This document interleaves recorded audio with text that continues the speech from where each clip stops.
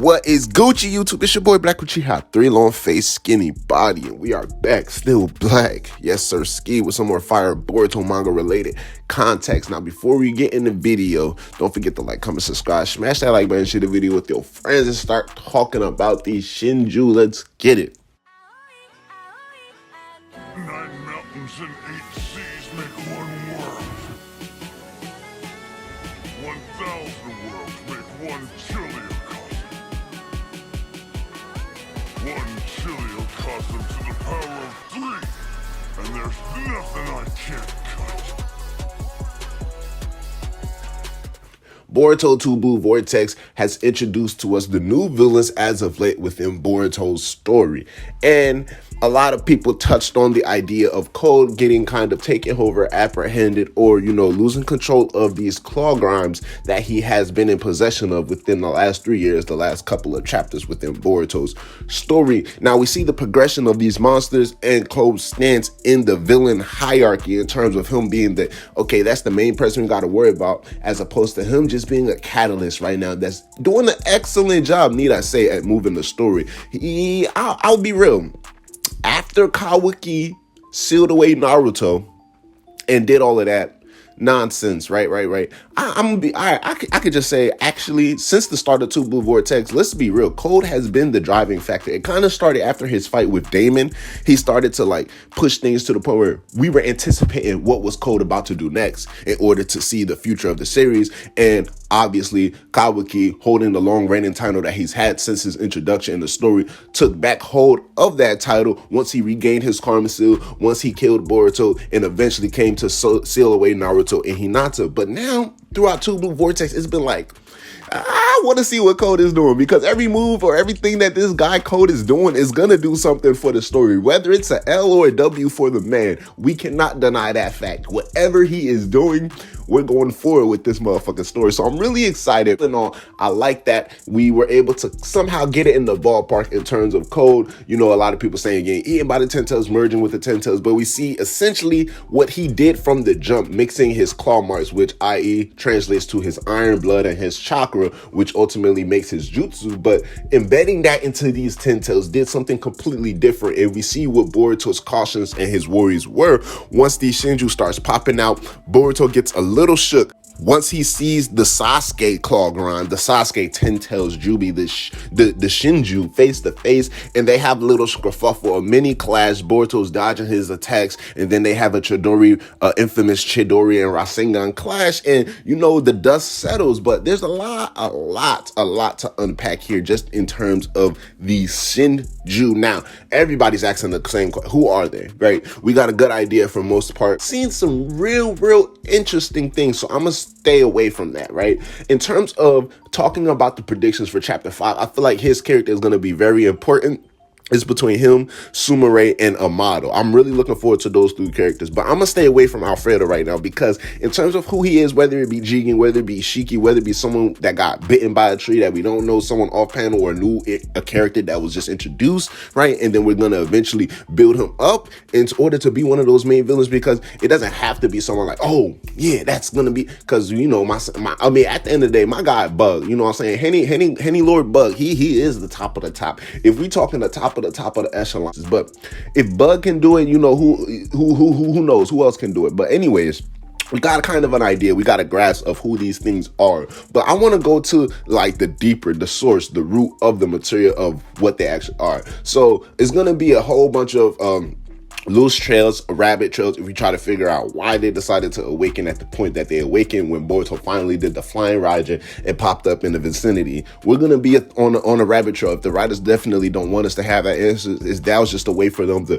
implement the story or to continue pushing the story moving forward, we're going to have to wait to find out as for why they decided to awaken, or their ego was awakened right at that moment. But we see these 4 characters, right? And I want to compare them more so to an Obito and Amado, as opposed to Kaguya or Ishiki, Kenshiki, Momoshiki, you know what I'm saying? The true-blooded, even Boruto and Kawaki, true-blooded Otsutsuki that we know at this point in the story, as opposed to with both Obito and Madara. They didn't necessarily become Otsutsuki, though we can see the Otsutsuki genetics and resemblance that comes off once once we see their transformation, but just that what it was, which is a transformation instead of them becoming fully Otsutsuki like we see with Boruto and Kawaki's case. And also understanding becoming a full Otsutsuki doesn't necessarily equate to pale skin, as opposed to, both Obito's and Madara's skin kind of resembling a mix of Kaguya and the scales of the 10 tails that was in the 4th grade Ninja Wars. Now we know a lot of these things date directly back to Kaguya, and it won't go exactly correlation with like the tomoing and some of the patterns, because we see a similar pattern that we seen on Naruto, that we seen on Obito, even on Madara and Hagoromo's. We see it on the back of this guy as well, and he has the similar tomo on his stomach that we seen that Ishiki has. So it's a lot of interesting things that we can pull from that. Like I said, despite Obito and Madara having some of those same similar patterns, we understand they weren't fully Otsutsuki, because once they lost said powers, their bodies reverted back to normal, and we understand the full transformation of Otsutsuki is something that is permanent. But even more so, because the fact that Boruto was created after Naruto, they can just say that in Boruto and apply it to Naruto. Going deeper into it, right? Obito and Madara essentially obtained transformations from the 10 tails, not necessarily attaining Kaguya herself. Now, they were building up, in terms of Kaguya and Zetsu, Madara's body in order to withstand Kaguya's power to go through the official resurrection for Kaguya, but the 10 tails itself was the entity that was the main source of both Obito's and Madara's transformation. And we can see that in a similar sense, where now the 10 tails took whatever code did to it, and now it's also implementing whatever these people that are coming across these clog arms are getting bitten, taking all of that chakra, combining it, mixing it, melding it into one, and applying the sentience or the ego that is also applied within Code's DNA, Code's genetics, or whatever chakra he added to the 10 tails, and making it into one, right? With Madara and Obito, you got two literal functioning human beings who are trying to take all of that power into themselves and use it for their own, as opposed to now the 10 tails is taking the power that is grabbing externally and merging it and combining it into something completely new and completely different. I'm not trying to bite off of Baryon mode concept right here, but that's kind of like the breakdown I get of understanding who these villains are. Now, we got the Moegi lookalike, we got the Bug lookalike, we got the Sasuke lookalike, and like I said, Alfredo, my guy, looking like Ishiki. He's doing things like Jigen, probably giving off the demeanor or that aura of Jigen. So it's going to be real interesting to see. Are there going to be more of these characters? Are we going to focus on these four as being the top dog? Now, I cannot say for sure, but I would not be surprised if or either or. Boruto's story can go either or. Now, we were kind of in the same similar predicament when we first saw Code make these clog arms. We were thinking, oh, is he going to make a few clog arms that are really strong, or is he going to play 1,000 or hundreds of thousands clog arms and just start a full-on invasion? And we understand later on the line, it was the latter option, where Code made over 1,000, or well over 1,000 clog arms, and he even had some stored away according to his own word. But now that we see these Shinju popping up, they're doing things that's causing a time skip Boruto, who's already broken our jaws, pause, in terms of power scaling. And they're making this guy retreat, albeit he is fighting 1v3. So that's still even giving more props to Boruto's strength. But it lets us know, like, okay, we've seen what Boruto was able to show us since the start of Two Blue Vortex. And now these things are putting the pressure on him. So they got to be something serious. And the fact that the leader didn't even move an inch, because he was like, nah, y'all can handle it if y'all can handle it. But even if y'all don't handle it, I ain't tripping about it right now.